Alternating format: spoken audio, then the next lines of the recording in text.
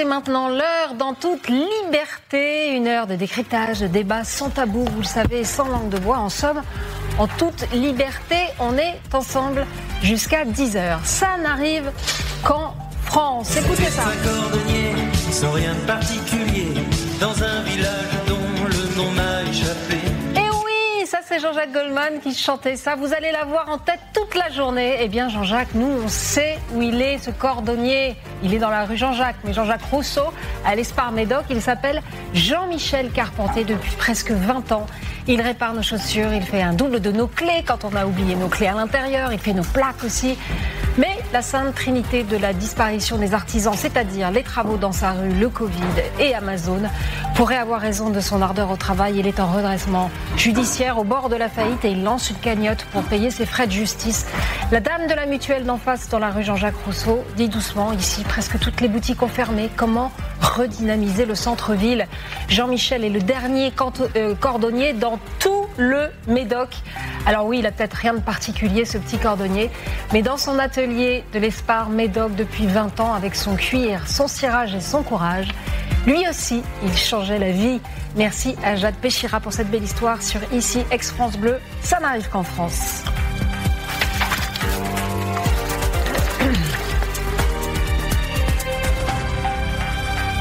Voilà, c'est l'heure dans toute liberté avec nos trois ténors du micro. Natacha Polony, vous êtes maintenant directrice de l'excellente revue L'Audace. Bonjour Natacha. Bonjour Christophe Barbier, vous êtes toujours Christophe Barbier, inamovible, imputrescible, je ne sais pas comment on dit, et avec ce magnifique cerveau qu'on vous connaît, hein. C'est dingue. Et puis, enfin, vous, le vôtre est pas mal non plus, hein, Natacha. Et puis Guillaume Audat, le vous cuir, êtes le cirage, le courage. Oui, exactement. Cuir, cirage, courage. Vous êtes grand reporter et chroniqueur. C'est joli. International. Alors attendez, ce qu'on va faire, c'est que vont prendre place avec nous Chloé Morin. Pourquoi vous resteriez à attendre? Venez vous asseoir, Chloé Morin. Et Christian Proutot, bonsoir. Avec vous, on va envisager... Enfin, bonsoir, non, bonjour. Oui, mais c'est parce que j'ai pas l'habitude de me lever si tôt, je vais vous le dire tout de suite. Il fait nuit. Le soleil a rendez-vous avec la lune. Donc, Chloé Morin, vous êtes politologue, essayiste, auteur du livre Des Alignés, aux éditions de l'Observatoire, on va en parler. Et puis Christian Proutot, vous êtes l'ancien patron du GIGN. On a pas mal de sujets à évoquer avec vous. Mais pour l'instant... très bien. Ah bah oui. Parfait. M'aider. Oui, on va en parler après, mais là tout de suite... est sorti sur le groupe. Extraordinaire. Ah, magnifique. Je ne pouvais pas ne pas vous... Non, mais on va en reparler, je vous promets. Là, pour l'instant, on rejoint Esther Abitbol pour parler de ce dont on n'a vraiment pas du tout envie de parler en réalité. Mais c'est ça la joie des médias. C'est l'ouverture de Chine cet après-midi. Esther Abitbol, vous êtes avec Junie Janus devant le BHV. Il y a du monde déjà ou pas? Ou il y a du monde parce qu'on en parle? Ah non, pour le moment. Bonne question. Pour le moment, c'est encore très calme avec donc une ouverture à 13h. Et en effet, beaucoup de monde, beaucoup de clients potentiels attendus. Mais justement, ça y est, il y a déjà des premiers manifestants, des jeunes horizons venus protester donc déjà contre l'ouverture de ce magasin Chine, icône de la fast fashion, mais également contre ce scandale des poupées à caractère pédopornographique mises en vente sur Chine et retirées après dans la foulée. Il faut savoir que le patron du BHV a failli renoncer à ouvrir ce pop-up et finalement il a décidé de le maintenir après avoir discuté avec le patron de Chine. À noter que depuis cette annonce d'ouverture, 12 marques ont déjà décidé de mettre fin à leur contrat avec le BHV, les Galeries Lafayette également, Anaïs. Merci beaucoup Esther Abitbol. Natacha, vous qui êtes attachée au Made in France, je racontais l'histoire de ce petit cordonnier du Médoc qui va pour être le dernier. Et puis là, on voit l'implantation en plein cœur de Paris de cette marque, comment je pourrais dire, pourrie en fait. Mais c'est totalement lié. Et attention à une chose, il ne s'agit pas de jeter l'opprobre sur des gens qui n'ont pas d'argent et qui font attention à la manière dont ils s'habillent et qui donc vont aller chercher le plus bas prix. Mais c'est pour ça que le problème, ce ne sont pas les individus. Le problème, c'est un système où on a appauvri petit à petit les Français en désindustrialisant, tout en leur expliquant, puisque vous avez maintenant des problèmes de pouvoir d'achat, on va importer encore plus des produits pas chers qui ne respectent aucune de nos normes et qui vont tuer le reste de notre industrie. C'est un cercle vicieux. Et qui peuvent être dangereux pour la santé, comme l'indiquait. C'est pour ça que si les pouvoirs publics voulaient réellement agir, ils pourraient parfaitement, puisqu'en effet, quand ça ne respecte pas les normes, eh bien, il suffit de décider qu'on interdit. Donc il y a une question de volonté politique, mais quand on voit qu'un ancien ministre de l'Intérieur qui avait expliqué que les gilets jaunes c'était la peste brune, a ensuite été embauché par Chine pour faire Christophe du lobbying, Castaner. Castaner, alors même qu'il restait au conseil d'administration du port de Marseille, port d'importation des produits en provenance ça fait de beaucoup Chine, pour un seul homme. Où je trouve qu'il y a un énorme problème. Demain ouvre le salon du Made in France, où vous avez des gens qui se battent pour créer de l'emploi en France, de la richesse, pour être créatifs. Ils sont absolument géniaux. Et on ne parle pas seulement d'ailleurs de petits produits. Il y a des industriels, des gens qui font des pompes à chaleur, des gens qui font des vélos, des gens qui font du textile. Ceux-là, ils font du bien à la France. Ils permettent d'améliorer le pouvoir d'achat des Français en créant de l'emploi. Alors, il faut les défendre et il faut petit à petit que nous modifions notre consommation. C'est-à-dire, tout le monde ne peut pas acheter que du Made in France tout le temps. Tout le monde, alors ceux qui peuvent, devraient le faire. Mais changer un tout petit peu, de temps en temps. Tout le monde est d'accord sur le plateau, il n'y a pas forcément... Non, mais il faut noter qu'il y a un énorme coup de marketing aussi, moi, que je trouve absolument cynique et déplorable. J'entends depuis hier, pas forcément sur notre antenne, il y a eu un compte rendu plutôt factuel de la part de notre reporter, mais véritablement ce qui s'apparente à des publi-reportages. Alors regardez, ces polos sont parfaitement pliés, ils sont en marron, ils sont en brun. C'était sur une chaîne publique ce matin, ça. C'est la couleur de l'automne, et puis vous les trouverez au 6e étage de ce magasin, etc.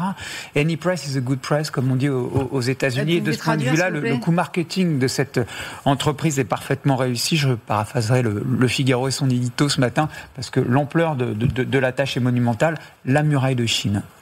Mais c'est vrai que parlons plutôt, par exemple, des entreprises du Made in France, plutôt que de parler en permanence de cette boîte qui Ils se sont déjà implantés, juste pour finir, en juillet à Dijon, dans un magasin physique, et donc ils avaient triomphé en disant « mais enfin c'est fantastique, ça a drainé 26 000 personnes, etc. » Dans le centre-ville, des gens qui ne sont pas habitués à venir dans le centre-ville, et quand vous interrogez tous les autres commerçants autour, ils disent « oui, ça a drainé des gens qui n'avaient pas l'habitude de venir dans le centre-ville, mais qui n'ont pas l'habitude non plus d'acheter à nos prix. » Donc on n'a absolument pas eu d'augmentation du chiffre d'affaires, donc c'était un coup d'épée dans l'eau pour nous et tous les commerçants à Dijon. C'est peut-être ça le coup d'épée dans l'eau pour le BHV, parce que qui parie sur le fait qu'en réalité, avant d'aller au 6e, on ira au 5e, au 4e, au 3e et au 2e. On verra. Christophe, vous concluez. J'arrive à la même conclusion, évidemment, non à Shein et oui au Made in France, mais par un autre raisonnement que celui que Natacha. Je pense qu'on a voulu commercer avec la Chine, d'abord parce qu'on leur a vendu beaucoup de choses. Des Airbus, du luxe français, on leur a vendu des machines-outils allemandes, et évidemment, en échange, ils ont voulu nous donner leurs produits.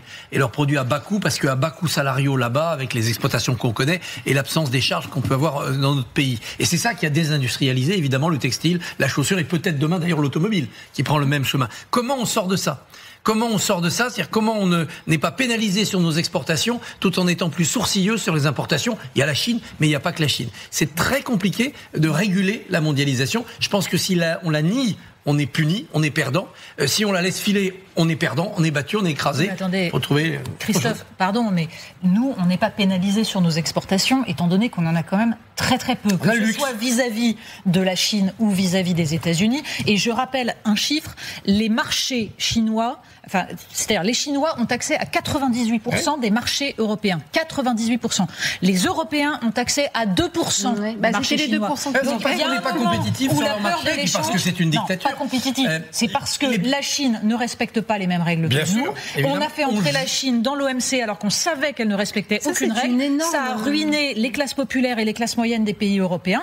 C'est eux qui payent, mais ça enrichit la grande distribution, tous les multinationales qui importent. Mais nos exploitants agricoles exportent vers la Chine du porc, du poulet. Donc comment on en sort sans que les dégâts s'ajoutent aux dégâts précédents ? Je suis d'accord avec ça. Il faut en sortir. Comment on en sort ? Nos exploitants agricoles, ils sont en train de crever. Certes, il y en a 2 qui se suicident par jour. Certes, mais ils continuent à exporter vers la Chine. Et si vous voulez empêcher de se déboucher, priver de se déboucher, c'est encore un coup. Donc il faut réussir à passer la phase suivante, à penser la phase suivante avant de sortir de là. C'est très difficile. Les routes de la soie, ça c'était la dernière invention chinoise pour continuer à nous garrotter, n'ont été arrêtées que par une seule chose, la Covid. Ouais. Un petit mot pour conclure, qui est vraiment un peu d'un cynisme total, je trouve, c'est celui de Frédéric Merlin, patron du BHV, donc, qui était ce matin chez nos confrères de RMC. Écoutez. Et donc depuis un mois, nous ne nous étions pas exprimés. Et avant l'ouverture, justement, de Chine, nous avons décidé de faire cette affiche un peu provocante, je le reconnais, avec l'objectif de faire du commerce. Parce que la polémique, mais c'est aussi du commerce.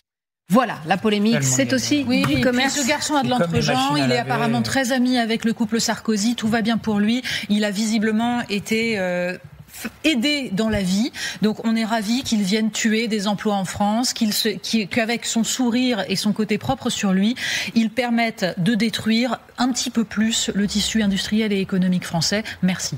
Non, mais il n'a pas tout à fait tort. Il s'est fait une tribune incroyable. Moi, je l'ai écouté, effectivement. Christian Proutot. Je suis désolé, il est assez bon. Hein. Alors bien maintenant, il faut contrer ça d'une autre manière. Bon. C'est pas simplement en disant, en poussant des cris d'orfraie qu'on va résoudre le problème. Hein. Vieille recette de la pub américaine, c'est comme le savon et la machine à laver. Oui. Le mot est dans les têtes, c'est la même chose. Merci beaucoup. À la une, première partie.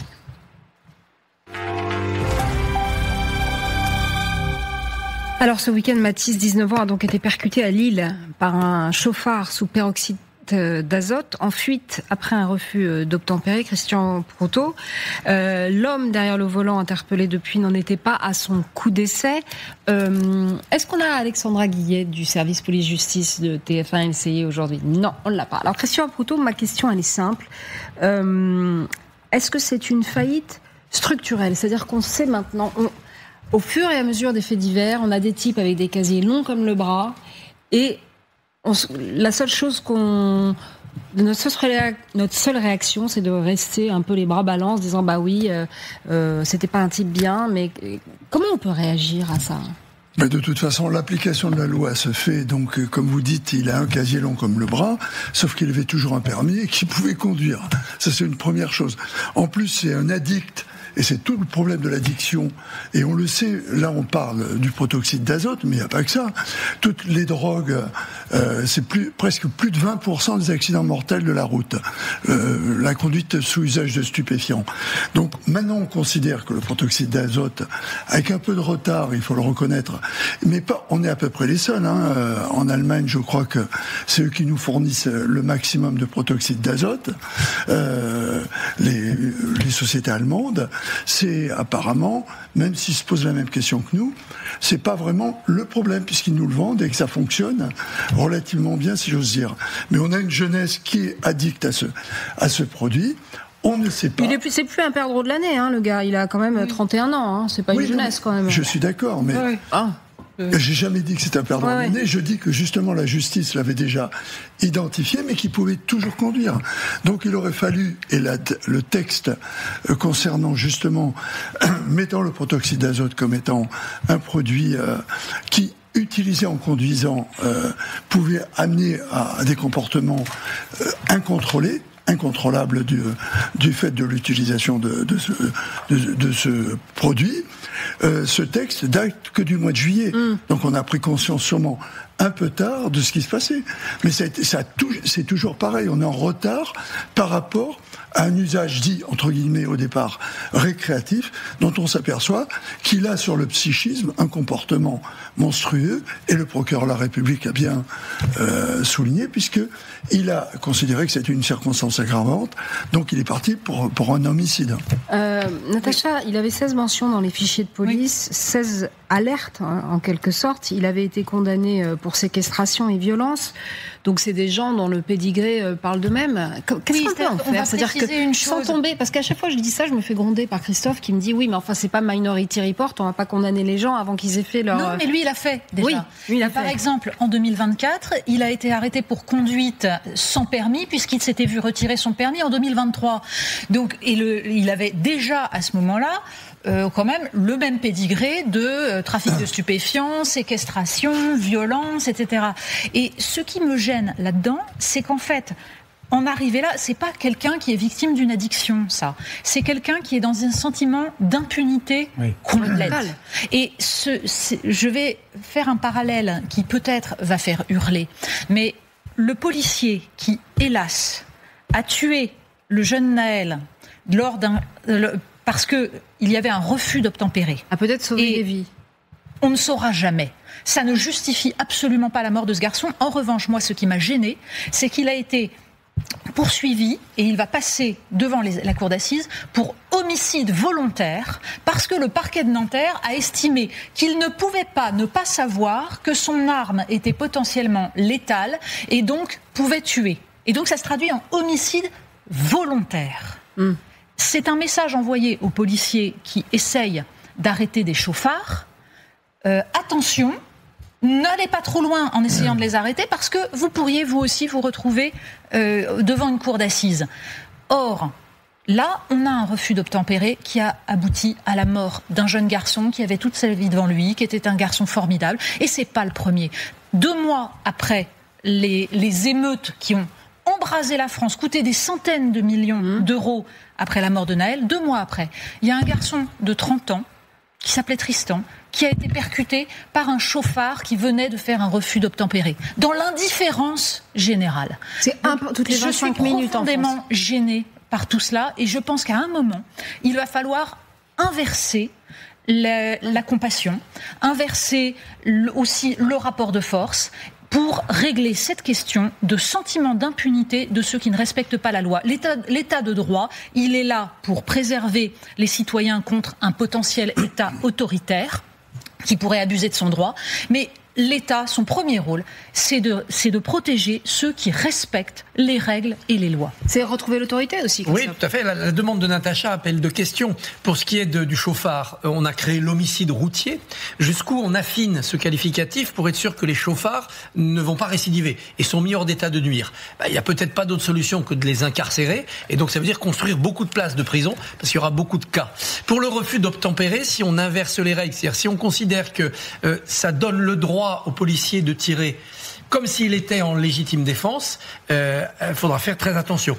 Et il faudra former les policiers parce que distinguer les cas va être très compliqué. Mais on peut aller dans cette direction, puisqu'en effet, on a des cas de refus d'obtempérer où le policier est tué, renversé, ou où des piétons sont tués. Éric Commun à Mougins aussi. Oui, exactement. Mais voilà, c'est un problème juridique très complexe. C'est l'autorité de l'État qui est défiée. Non, mais bien sûr, c'est l'autorité de l'État, mais je pense que on a toujours un phénomène d'emballement par rapport à des drames qui nous percutent. Là, pardonnez-moi la comparaison, de plein fouet. Mais de là à établir des règles comme le souligne Christophe, avec le bémol qu'il a apporté, c'est-à-dire les risques qu'il y a derrière, sur l'utilisation de l'arme dans le cadre d'un refus d'obtempérer, il faut arrêter. Parce qu'il ne faut pas oublier que même si... Attendez, je ne comprends pas ce que vous dites. Mais si, parce que... C'est pas la réponse. On est en train de donner comme réponse potentielle à un refus d'obtempérer, de légiférer du fait de l'utilisation, la régulation de l'utilisation d'une arme. Et c'est ce qui se passe en Europe, dans certains pays d'Europe, non ? Oui, en Grande-Bretagne, par exemple. Les règles d'incarcération, l'exemple de la Grande-Bretagne est un faux exemple. Autorise à cogner le véhicule. Non. Là, il a été fait au départ contre l'arrachage pour pouvoir percuter les véhicules. Mais ils ont le même problème que nous et ils n'ont pas vraiment donné l'autorisation de faire ce qu'on appelle la poussette avec le véhicule poursuiteur. C'est pas vrai. On dit qu'ils peuvent le faire, mais ça n'est pas mis en place parce que les Anglais sont encore plus proches des problèmes de droit que nous. Puisque nous on se pose des questions qu'apparemment eux se sont posées, mais ont apporté une réponse différente. Et il n'y a pas cette autorisation. Mais qu'est-ce que vous répondez à Natacha alors au sujet du policier qui a tué Naël justement? Écoutez, alors là, je ne vais pas entrer dans ce débat. Moi, je suis pour une utilisation des armes qui soit limitée au minimum, qu'il ait fait un refus d'obtempérer et qu'on ait pu considérer pour tous les refus d'obtempérer, que ce refus d'obtempérer, du fait d'une conduite qui n'est pas une conduite admissible pour un chauffeur qui devient un chauffard et qui peut entraîner la vie des autres, et faire une prospection, une réflexion en disant il aurait pu, ça veut rien dire. Au moment où on fait une arrestation, on arrête un véhicule parce qu'il a commis une infraction, pas par rapport à ce qu'il aurait pu commettre à travers cette infraction. La mise en danger de la vie d'autrui. La mise en danger d'autrui, c'est au moment de l'interpellation. On ne peut pas condamner avant que le crime soit commis. Il ne s'agit pas de ça. Mais si, c'est ce que vous dites. Non, mais on tire pas. On tire pas. À Montmartre, en 2021, un policier avait tiré sur une voiture par refus d'obtempérer, là aussi parce que ça menaçait les piétons. Ah oui. Il avait tué la passagère. Absolument. Qui, la pauvre, n'y était pour rien, elle connaissait à peine le gars, elle était montée dans la voiture. Ouais. Donc voilà, c'est aussi à cela qu'il faudra être confronté. Il faut se réveiller quand même. La voiture divague pendant 2 heures. Mais enfin, est-ce que le fait qu'un fonctionnaire de police aurait tiré sur cette voiture aurait évité cet accident? Bah oui. Vous en savez rien. Par ailleurs, ce qu'il faut, c'est que le chauffard ne reprenne pas le volant. L'échec de la société, il est dans le fait qu'ayant été condamné, ayant vu son permis être retiré, il a pu prendre un volant. Et ça, il faut arriver à l'empêcher. Peut-on le faire sans une mesure coercitive, c'est-à-dire une incarcération ou un bracelet électronique, pour être sûr que ce personnage ne montera plus dans une voiture au volant? C'est ça la réponse qu'il faut trouver. Non, sincèrement, je ne vous comprends pas. Je ne vous comprends pas.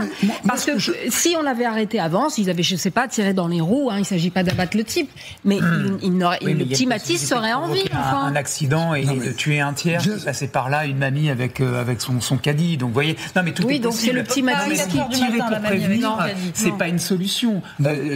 Arrêter en cas d'infraction, le droit, c'est le droit. À un moment donné, il faut pouvoir le respecter. La voiture, elle divague 2 heures.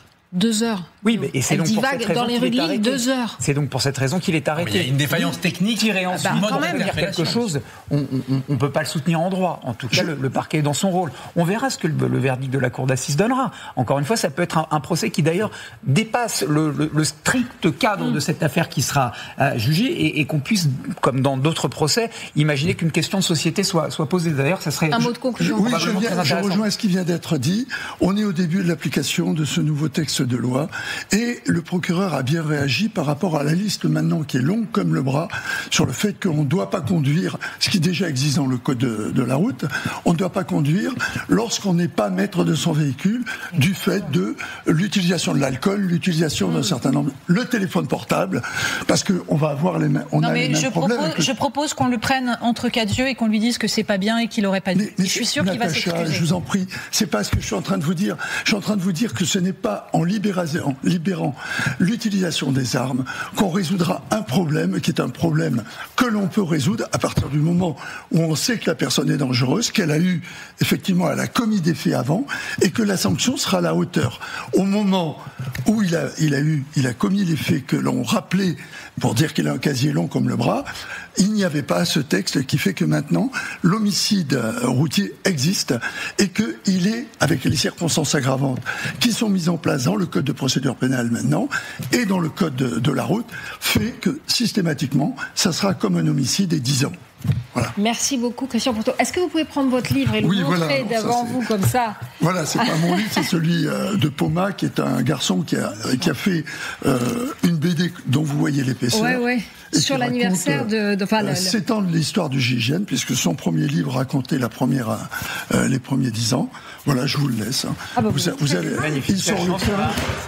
Quand on est Merci beaucoup. Voilà. Allez, c'est l'heure du à la une, partie 2. Merci beaucoup Christian Proutot, merci d'être passé sur le plateau. Merci, au revoir. Alors, les nouveaux algorithmes mettent en péril nos vieilles démocraties. On pensait qu'ils nous aidaient à choisir un film, un livre ou une paire de baskets, mais aujourd'hui, ils choisissent ce qu'on lit, ce qu'on croit, ce qu'on ressent et parfois ce qu'on vote. Chloé Morin, nos émotions sont devenues en fait des produits et nos colères des leviers de profit. Et si, sans qu'on s'en aperçoive, les algorithmes avaient déjà pris le pouvoir sur le débat public. C'est ce que vous dénoncez dans votre livre, qui est excellent, Désaligné aux éditions de l'Observatoire, une démocratie désactivée par la logique de la viralité, où les mots finalement ne rencontrent plus les idées et où la nuance meurt. Et c'est ça qui va nous poser un gros problème, notamment à l'aube de l'élection de 2027. Oui, en fait, j'ai écrit ce livre maintenant parce que je suis assez frappée du fait que les responsables politiques, et notamment les présidentiables, ne mesurent pas l'ampleur de la transformation induite par l'usage croissant des réseaux sociaux. Et c'est une transformation qui est pas seulement une transformation de notre rapport à l'information, mais aussi notre manière de nous comporter avec les autres, de créer du lien, notre rapport au monde. Et donc, voilà, j'ai essayé de synthétiser ça dans ce livre pour expliquer que les réseaux sociaux, ce ne sont pas des producteurs d'informations. Or, beaucoup de gens s'informent aujourd'hui grâce aux réseaux sociaux. Aux États-Unis, c'est la première source d'information. Aujourd'hui, en France, on est encore loin. Donc on peut encore faire quelque chose pour éviter le pire, pour éviter de se retrouver dans la situation de quasi-guerre civile dans laquelle sont les États-Unis. Mais les réseaux sociaux, ce sont donc les plateformes, elles visent à maximiser le temps que vous passez sur votre écran, c'est tout. Donc elles vont pousser des contenus qui vous plaisent et pas des contenus forcément qui vous informent, et elles vont capter votre attention le plus longtemps possible. Il faut savoir qu'aujourd'hui, le temps d'écran moyen par Français, c'est 3 heures, alors que le temps de lecture pour une semaine, c'est 3 heures. Donc on est... Et encore, ça me paraît gigantesque. Oui, significativement, ouais. 3 heures. Ça dépend les catégories de... Oui, c'est ça. Voilà. Et donc, le temps que vous passez sur les écrans, c'est un temps qui est perdu puisque vous retenez en moyenne 5% de ce que vous scrollez. Donc, si vous voulez, c'est du temps qui est perdu pour votre famille, c'est du temps qui est perdu pour vos amis, vos loisirs, mais c'est du temps qui est perdu aussi pour la démocratie. Ouais. Alors le parquet de Paris vient d'ouvrir une enquête sur TikTok soupçonné de pousser certains utilisateurs, notamment les plus jeunes, vers des contenus dangereux et même suicidaires. On a entendu beaucoup de parents qui expliquent ma fille a fait une tentative de suicide. Il y a même des gens qui sont morts. Lorsqu'une plateforme peut manipuler la santé mentale de ses utilisateurs, elle peut, Natacha, manipuler les opinions, évidemment. Oui, et je pense que, en effet, je rejoins Chloé Morin, nous changeons d'époque. Regardez, la première élection de Donald Trump, 2016, elle est l'aboutissement de la désindustrialisation, de l'éclatement de la société américaine, comme d'ailleurs des sociétés européennes, et l'affaiblissement des classes populaires et des classes moyennes. Et donc, ce sont des gens qui, en gros, essayent d'alerter sur leur situation. La deuxième élection de Donald Trump, elle est le produit de ce dont parle Chloé Morin, c'est-à-dire ce bouleversement des sociétés démocratiques par des algorithmes qui sont en train de tirer profit de l'ensemble de ce que nous sommes. Je vous rejoins totalement, c'est-à-dire que le drame, c'est que la démocratie est fondée sur l'idée que nous partageons la raison universelle et que le citoyen est un individu autonome et responsable. Or, les algorithmes fonctionnent sur les pulsions, sur l'émotion et les réactions immédiates, c'est-à-dire le contraire de la raison. Et accessoirement, les algorithmes, les réseaux sociaux fonctionnent sur 2 éléments qui sont caractéristiques de la société américaine, le free speech et le communautarisme, ce qui est le contraire de la République française. C'est le contraire de notre modèle. Ouais, oui. Donc, nous allons avoir un énorme problème et il va falloir en prendre conscience et agir dessus. Vous qui appelez toujours, à chaque fois qu'on finit une partie ici, vous dites « Ah, ben ça sera l'occasion d'un beau débat avant 2027, etc. » Est-ce que vous rejoignez Chloé Morin, vous aussi ? Oui, je rejoins ce qui a été dit sur le plateau. Je ne crois pas, hélas, que ça sera un grand morceau de notre rendez-vous politique en 2027. C'est trop compliqué, si j'ose dire, pour la classe politique actuelle. Regardez les débats budgétaires, cherchez l'expression intelligence artificielle.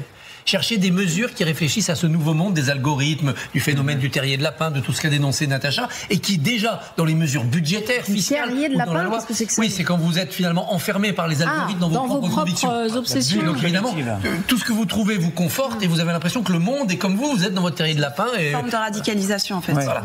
Et c'est la vision moderne de la caverne de Platon, mais version tragique. Version tragique. Et je ne vois pas pour l'instant dans le débat politique aucun leader, aucun programme, aucune discussion, parce que nos modèles de discussion, les modèles électoraux, les modèles législatifs, sont du monde ancien. Ils sont de la galaxie Gutenberg. Et là, on est dans une galaxie post-McLuhan. Et donc, je suis très pessimiste là-dessus. J'ai peur que ça déferle. McLuhan, en deux mots. McLuhan, c'est la télévision. Gutenberg, c'est l'imprimerie. Et là, on était à Zuckerberg et on est déjà dépassé. Maintenant, on est déjà dans autre chose. C'est même pire que ça. C'est-à-dire que moi, ce que je constate, c'est que les responsables politiques sont enfermés dans leur propre communauté, dans leurs likes, dans leur... Et donc, non seulement ils réagissent de plus en plus vite parce que les réseaux sociaux leur demandent de réagir de plus en plus vite. Donc, le fait qu'il n'y ait pas de réflexion de temps long, ça vient de ça aussi. C'est que, finalement, un responsable politique aujourd'hui qui vous donne une réflexion sur voilà ce que la France va être dans 10 ans, il n'est pas du tout valorisé sur les réseaux sociaux. Il faut être dans la réaction instantanée, dans l'émotion, et c'est ça qui percute dans le théâtre algorithmique. Et ça marche électoralement. Ça donne Bardella, ça donne sans doute aussi Zoran Mamdani à New York. C'est des phénomènes. Et comme ça paye à court terme électoralement, le système politique s'emprisonne là-dedans. Et ça, c'est extrêmement inquiétant. Et sur ce point-là, c'est extrêmement intéressant. Il y a un professeur à HEC qui s'appelle Yann Algan qui a vraiment étudié cette fièvre parlementariste et très précisément sur ce que vous dites, Chloé Morin, c'est qu'aujourd'hui, quand on fait une intervention, par exemple, à l'Assemblée nationale, on la refilme de telle sorte à ce qu'elle soit plus courte, plus efficace, qu'elle réponde aux formats courts qui sont ceux des réseaux sociaux, à tel point que cette fièvre parlementaire, elle pousse les députés, les élus à s'adresser à leurs abonnés, leurs followers, et non pas à celles et ceux qui les ont élus en circonscription. Bien sûr, ça donne ce qui change fondamentalement la manière de faire de la politique. Et le fond et le ton du débat. C'est-à-dire que le fond, ça veut dire que vous allez arrêter de parler de toutes les choses complexes, parce que vous savez que c'est pas marketable dans une vidéo de 20 secondes. Et le ton, parce qu'en fait, il faut être dans l'émotion, il faut être plus radical. Et donc, on le voit bien quand on voit les responsables politiques s'exprimer, mais même les intellectuels. Si vous êtes nuancé, dans la complexité, si vous prenez le temps d'expliquer les choses, si vous tenez des raisonnements compliqués, vous perdez tout le monde. Alors que si vous avez une seule idée que vous martelez, qui suscite l'indignation, la colère ou le rire, là vous allez cartonner sur les réseaux sociaux. Alors Emmanuel Macron, Natacha, s'inquiète quand même de l'ère du débat sur les réseaux sociaux. Il a tenu le 29 octobre, et je crois que vous y étiez, une réunion sur la démocratie numérique, reconnaissant que les réseaux sociaux sont devenus un acteur politique en réalité. On l'écoute. On a fait n'importe quoi. Parce qu'on a totalement tort d'aller s'informer là-dessus. Et c'est ce qui fait qu'aujourd'hui, on a des scientifiques indépendants qui montrent qu'un jeune Français qui crée un compte TikTok sans aucune caractérisation, qui tape le mot islam, au bout du 3e contenu qui lui sera soumis, sera exposé à un contenu salafiste. C'est ce qui fait que je vous défie, ouvrez aujourd'hui X en France avec un contenu libre. Si vous ne tombez pas immédiatement sur des contenus d'extrême droite, c'est que vous êtes mal organisé. Donc, ce ne sont plus des lieux où on peut s'informer. Et donc, on doit reprendre le contrôle de notre vie démocratique et informationnelle en régulant. Régulant ? Ouais. Oui, et en informant. Je pense que beaucoup de gens qui vont sur les réseaux sociaux ne sont pas conscients que ça n'est pas seulement le contenu que vous consommez, parce que beaucoup de gens regardent des choses qui sont totalement anodines, des vidéos de lapins, de chats. Mais en fait, c'est en quoi ça transforme votre cerveau. Votre cerveau est transformé par la surconsommation de micro-vidéos émotionnelles. Vous avez une capacité d'attention moindre, vous arrivez moins à tenir des réflexions longues, et le seul antidote à ça pour quelque part corriger ces biais qui sont induits par les réseaux sociaux, c'est la lecture. Parce que la lecture oblige à tenir son attention dans le long terme, à tenir des raisonnements complexes, à rentrer dans les arguments de quelqu'un d'autre en dépit du fait qu'on est en désaccord. Tout ça, ce sont des choses qui sont essentielles pour la démocratie, et c'est des choses qui sont détruites par les réseaux sociaux. Oui. Notez d'ailleurs que TikTok en Chine, c'est pas du tout ce qu'on se tape ici en Europe. C'est des contenus pédagogiques. Les enfants n'y ont droit qu'une certaine, et c'est limité par jour. Ils sont pas fous, les Chinois quand même. Ils sont en train de manger les cerveaux des enfants. Une guerre cognitive, et que les Européens en particulier étaient en train de la perdre. Donc, en effet, il va falloir faire quelque chose. En revanche, il faut le faire de façon, avec la main qui tremble, parce que le problème de la position d'Emmanuel Macron, c'est qu'il donne l'impression, par exemple en citant les contenus d'extrême droite, qu'en fait il y a une guerre idéologique et qu'il veut contrôler ce qui est dit politiquement, et donc éliminer les discours qui ne lui plaisent pas. Donc il y a une question de destruction du cerveau, de la rationalité par les réseaux sociaux, mais si on donne l'impression qu'on veut censurer des positions politiques, on va amplifier le phénomène, parce qu'il y a justement une montée de la radicalité et une recherche d'informations alternatives, parce que des gens ont eu l'impression, et pas toujours à tort, que les médias en général, penchaient idéologiquement dans un sens, et donc ne respectaient pas le pluralisme. Donc attention à ça. Je suis d'accord avec ça, mais en réalité, l'objectif, à mon avis, à poursuivre, c'est simplement que le terrain, puisque c'est un terrain de débat démocratique désormais, on va pas empêcher d'aller débattre sur les réseaux sociaux, que le terrain soit neutre. Et que quand il ne l'est pas, on sache pourquoi. Alors justement, parce que là, vous allez voir, on va faire une habile transition. Vous aviez fini ou pas ? Oui, on sache pourquoi. On va faire une habile transition avec l'élection du maire de New York. Vous dites que quand les algorithmes prennent le pouvoir, quand la démocratie est menacée, par exemple, on voit surgir les masculinistes, et que c'est Elon Musk et Mark Zuckerberg, l'un pour une raison écologique. Ah putain. L'un pour une raison idéologique, et l'autre sûrement pour une raison plus bassement opportuniste, ont poussé le programme de Trump à la dernière élection. Oui, en fait, ce que font les réseaux, c'est qu'ils poussent les contenus extrêmes. Et donc, notamment X, mais aussi les autres plateformes, ont notamment poussé toutes les idées woke et les idées féministes radicales, on va dire. et qui sont précisément des idées qui crispent la partie droite de l'électorat.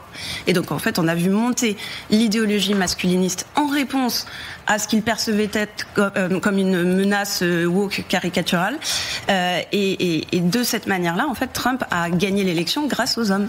Alors là, c'est l'heure du carton rouge, Guillaume. J'avais une question très courte. Oui, mais vous allez la poser après. C'est carton rouge. Je vais lui poser quand même. Est-ce que c'est le carton rouge ? Parce qu'on en vient aux élections américaines. Donc Trump est maintenant de nouveau de l'autre côté du balancier. Et si Zohran Mamdani était l'antidote du Parti démocrate qui contre Donald Trump, on l'écoute. Il vient tout juste d'être élu maire de New York. Contre toute attente, nous l'avons saisi. L'avenir est entre nos mains. Mes amis, nous avons renversé une dynastie politique. Guillaume ? Ce carton rouge, c'est pas moi qui l'adresse, ce sont les Américains, une fraction des Américains qui l'adressent dans un cycle électoral hors cycle, comme on dirait, puisqu'on n'est pas dans des midterms ou des présidentielles. Donc au président américain, c'est un New-Yorkais, donc cet homme, Zohran Mamdani, qui a été élu.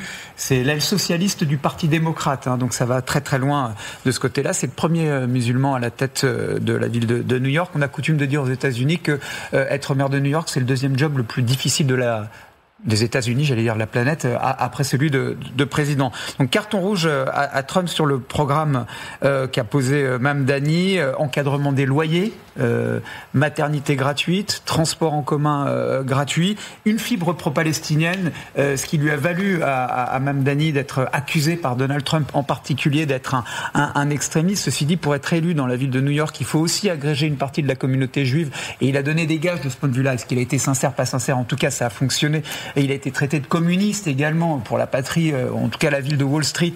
Là aussi, ça aurait pu lui valoir cher. Ça a fonctionné. Ce qui laisse supposer en creux, en réalité, que ce carton rouge, je le disais, il est adressé par une fraction des Américains, parce qu'en plus de New York, il y avait également 2 élections très importantes. Gouvernorat du New Jersey, et de Virginie, remportées par des démocrates, c'était pas gagné. Il y avait une élection en Californie également sur la carte électorale, donc je vais pas rentrer dans le détail, mais elle a été remportée par des démocrates. Donc à un an quand même des midterms, des élections de mi-mandat, c'est un avertissement que lance encore une fois une toute petite fraction, mais New York c'est important, c'est 8-9 millions d'habitants. C'est la première ville économique des États-Unis. Certes, c'est différent du Midwest, de l'Arkansas ou d'autres États aux États-Unis. Ça ne fait pas une élection, mais ça donne un indicateur.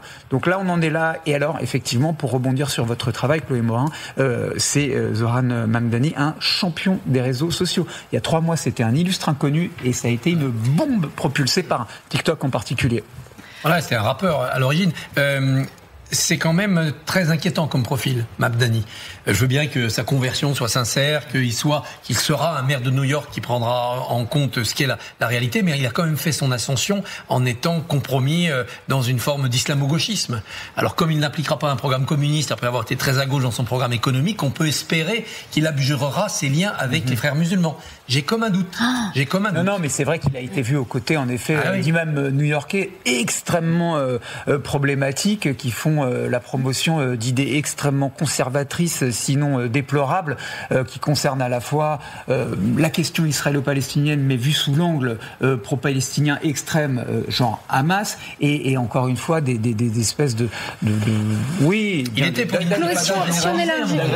si on élargit un peu la focale là. Bon, on vient de parler de l'élection de ce maire, mais en fait, vous dites, votre crainte, c'est que ce qui se passe là-bas nous arrive. Oui, ça va nous arriver. C'est sûr. Les ingrédients sont exactement les mêmes. Et disons que s'il y a une prise de conscience et qu'on se met à se dire que réguler les plateformes, c'est une priorité, et qu'on se met à se dire que la santé attentionnelle des gens, c'est aussi important que la lutte contre la malbouffe, quand on s'est rendu compte que la malbouffe, c'était pas juste une tare individuelle, mais que c'était une industrie qui était structurée comme ça et qu'il fallait la réguler, on peut encore faire quelque chose. Mais pour l'instant, on n'en prend pas le chemin. Et aujourd'hui, pardonnez-moi, je vous ai coupé. Et aujourd'hui, les politiques qui sont au premier plan dans l'élection présidentielle sont des influenceurs. ceux qui résistent à la tentation de se convertir en influenceurs sont en train de disparaître. Regardez les sondages. Tout le bloc central est en train de s'effondrer. Mais question très courte, vraiment très très courte, et avec un chiffre, appuyé sur un chiffre. 40% des 18-24 ans disent qu'ils auraient préféré vivre dans un monde où les réseaux sociaux n'auraient pas été inventés. Donc on peut faire aussi le pari de la responsabilité. Vous avez étudié de près ces questions-là. Comment vous l'interprétez, cette lame de fond ? C'est le backlash, en fait. C'est-à-dire que vous avez une génération qui est la génération Z qui est passée, qui a tout pris dans la figure sans aucune information sur les conséquences négatives de l'usage immodéré des réseaux sociaux. Et donc la génération d'après, les parents ont pris conscience de ça et essayent de faire autrement, et essayent de pas donner d'écran à un enfant avant 6 ans, ne pas, voilà. Et les jeunes eux-mêmes qui ont aujourd'hui 20-25 ans ont des problèmes de santé mentale, d'attention et de rapport au monde, de rapport à l'autre, de sociabilisation. Et donc, ils se rendent compte par leur propre expérience qu'il faut faire autrement. Donc, il y a un levier, à mon sens, pour convaincre les gens de faire autrement, qui est extrêmement important. Oui, mais c'est justement, vous pointez le fait que c'est un levier pour convaincre les individus. Et en effet, on ne parle pas assez de la santé mentale. Il y a une souffrance de la jeunesse qui est absolument effarante. Pour autant, là où je vous rejoins, c'est que c'est systémique. C'est-à-dire que c'est bien gentil de demander la responsabilité des individus, mais l'enjeu, vous le disiez tout à l'heure, ce sont des agoras. Ces agoras sont privatisés par des entreprises qui sont des entreprises étrangères. La responsabilité des politiques, c'est de mettre en place les outils de notre souveraineté pour que nous puissions choisir nos réseaux sociaux. C'est bien gentil de venir dire attention, c'est pas bien, on va essayer de censurer les propos qui portent atteinte. La question, c'est comment, à l'échelle de la France et de l'Europe, on fait en sorte d'être réellement souverain, et pour l'instant, on n'en prend pas du tout le chemin. Repolitiser les données, parce que c'est ça le cœur du réacteur. Conclusion. L'enjeu, c'est la souveraineté cognitive. C'est-à-dire la capacité à bien voir la réalité, avoir le temps de réfléchir avant de juger et en fait décider librement. C'est ça l'enjeu aujourd'hui. Merci beaucoup. Chloé Morin, je rappelle le titre de votre livre, Désaligné, aux éditions de l'Observatoire. Une pause et dans un instant, ils sont libérés, enfin un peu. Cécile Kohler, on en parle dans un instant sur RCI. À tout de suite. Et de retour sur le plateau dans toute liberté, où le débat continue, le débat enflammé. Alors, c'est la petite phrase qui fait du bruit maintenant, Guillaume. La petite phrase qui fait du bruit. Et cette petite phrase qui fait du bruit, c'est Emmanuel Macron qui l'a prononcée. Ouais. Je me félicite de cette première étape. Il parle évidemment du calvaire qui a pris fin, mais pas complètement, pour Cécile Kohler et Jacques Paris. Souvenez-vous, ils avaient été, Guillaume, inculpés pour espionnage pour le compte des services de renseignement français et israéliens il y a 977 jours. Exactement. Mai 2022, c'est très important comme date pour Cécile Kohler et Jacques Paris. C'est donc un peu plus de 3 ans. Important parce que c'était 3 mois juste avant que les révoltes Femmes, Vie, Liberté en Iran éclatent, peu de temps après l'arrestation de Mahsa Amini, qui avait été tué dans un commissariat pour s'être dévoilé. À ce moment-là, Cécile Kohler et Jacques Paris se baladaient en Iran. Ils avaient été arrêtés, accusés d'être des espions de la DGSE, accusés d'avoir fomenté ce chaos. Et d'ailleurs, ces autorités iraniennes, elles avaient mis en scène leurs aveux à la télévision. Donc le dossier d'accusation qui ne tenait pas la route, il était extrêmement épais parce que en Iran comme en Algérie ou d'ailleurs en Russie, on est extrêmement procédurier du point de vue judiciaire. On étaye toutes les accusations, on noie ça sous les dehors de l'état de droit et de la justice qui fonctionne. Bon, tout tient dans la petite phrase Emmanuel Macron, c'est une première étape. Pour quelle raison c'est une première étape ? 2 choses. D'abord, ça veut dire que le deal, en fait, en réalité, il n'est pas encore tout à fait finalisé. Il y a la question des contreparties, la question des rapports de force. Contreparties, on les connaît pas exactement encore. On sait qu'il y a une ressortissante iranienne qui récemment a été libérée. Elle avait été accusée d'apologie de terrorisme peu de temps après le 7 octobre 2023. Son procès va avoir lieu en janvier. Qu'est-ce qu'il donnera et où exécutera sa peine ? La deuxième chose, ils sont à l'ambassade en territoire français, Cécile Kohler et Jacques Paris. Ils sont donc sur le territoire français, mais ils sont encore en Iran. Je rappelle simplement un petit précédent historique. 1980, la prise d'otage de l'ambassade américaine à Téhéran, elle avait duré 444 jours à l'époque. 53 ressortissants américains étaient emprisonnés. Ils avaient été libérés au moment où Ronald Reagan avait été élu président. Donc, encore une fois, il y a des leviers, il y a des moyens de pression. C'est pas parce qu'ils sont à l'ambassade et que le deal n'a pas été finalisé qu'ils sont encore en France. Donc, on va rester prudent. Une diplomatie des otages, Christophe Barbier. Oui, c'est pas nouveau. Et donc des échanges. Je ne serais pas surpris que l'Iranienne concernée, Mme Esfandiari, fasse partie de cet échange et que là, elle a été libérée, elle est sous contrôle judiciaire. Je ne suis pas sûr qu'on aille jusqu'au procès ou peut-être qu'après le procès, en effet, elle partira. Je ne sais pas, Natacha, si vous avez entendu la chronique d'Abnou Chalmani chez notre confrère bien-aimé David Pujadas sur LCI, évidemment, où elle racontait l'invasion des services secrets iraniens en France. Et le Parisien fait ça une fois. Et le Parisien aussi. C'est un problème qui est extrêmement grave. Mais bien entendu, et c'est un problème qui est lié en fait à la façon dont l'Iran essaye de se sortir de sa fragilité, parce que de fait l'Iran a été isolé sur la scène internationale, a été fragilisé et plus encore depuis les attaques de Benyamin Netanyahou, et on a donc une riposte qui est une riposte de fond sur laquelle il va falloir être extrêmement prudent. Et en effet, c'est aussi un rapport de force idéologique. Donc il faut que la France, de ce point de vue-là, maintienne une vision des rapports au Moyen-Orient, de la géopolitique, qui lui permettent d'affirmer sa position, qui est une position de défense des droits de l'homme, de défense de la démocratie et aussi d'indépendance vis-à-vis de ce que font Benyamin Netanyahou, Donald Trump, etc. Et c'est ça qui sera la meilleure préservation pour nos ressortissants. Le prochain champ de bataille sur l'influence iranienne, c'est les élections municipales. Ils l'ont déjà fait aux élections européennes, financées en sous-main des listes, et ils le feront aux élections municipales en poussant des candidats et éventuellement en se mêlant de ce scrutin par des financements. Juste un tout petit bémol, c'est vrai qu'il faut faire extrêmement attention à ces tentatives d'ingérence iranienne. Ils le font, ils le pratiquent déjà. Effectivement, M. Chalmani, chez nous, LCI. Oui, il faut regarder, c'est sur Twitter. C'est voilà, XX, j'en sais rien. Après la guerre des 12 jours de cet été, le régime iranien, il n'a plus ni la capacité, ni la volonté de tenter d'instrumentaliser, par exemple, la question israélo-palestinienne à son profit-là. Il se concentre en réalité sur la sauvegarde de son régime, et les premiers à trinquer très très malheureusement sont les Iraniens et les Iraniennes. Plus de 1000 arrestations et 1000 condamnations à mort depuis cet été. C'est dire à quel point le régime est en train de se resserrer sur lui-même. Alors donc oui, il y a des rapports de force, oui, il y a des contreparties, et oui, on marche sur une ligne de crête, mais pour le moment, les premiers à trinquer sont les Iraniens et les Iraniennes. Je suis entièrement d'accord avec vous, mais je voudrais aussi souligner le fait qu'il y a des ingérences iraniennes, il y a des ingérences turques, il y a des ingérences russes, mais il y a aussi des ingérences américaines, il y a des ingérences israéliennes, il y a chinoises évidemment. C'est-à-dire que ce qui me gêne un peu dans la dénonciation des ingérences, c'est que chacun a tendance à dénoncer les ingérences qui le gênent en face.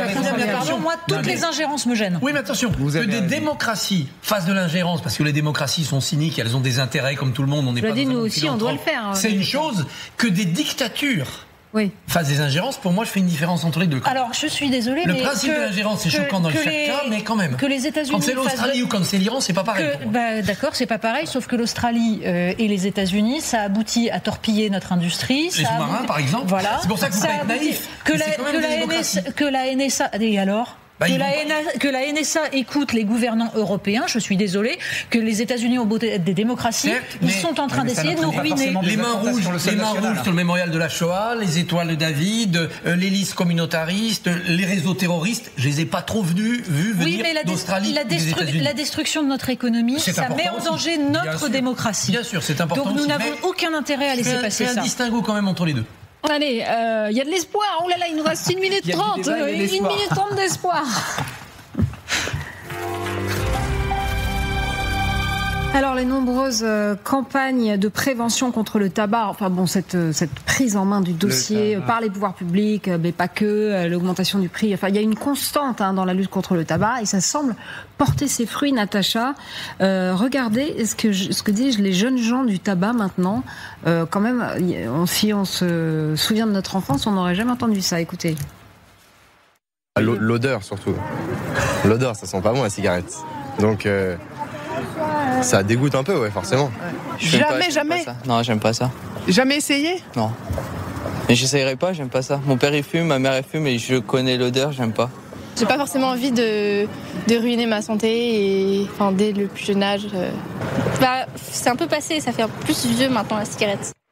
Ah, c'est un truc de daron, la clope, non ? D'accord, sauf que les industriels du tabac ont inventé la cigarette électronique, le puff, tout ce qui sent bon et qui justement évite le problème des odeurs, mais surtout, la question c'est celle de l'addiction. Actuellement, ceux qui fument le plus, ce sont les pauvres, ce sont ceux qui sont en souffrance sociale. Ouais. Donc si on ne règle pas la pauvreté, la souffrance sociale, déjà on ne règle pas le fond du problème. Et ensuite, nous sommes le pays d'Europe qui consomme le plus d'antidépresseurs et qui consomme le plus de cannabis. Donc c'est très bien de supprimer le tabac. Mais la question, c'est celle de la souffrance, celle de la santé mentale. Et sinon, on traite les symptômes, on ne traite pas la cause. C'est 75 000 morts par an. Le tabac, la vapoteuse, qui a sans doute plein de défauts du côté de l'addiction, n'est pas à ce score-là de 75 000 morts par an, mais il faut être vigilant là-dessus.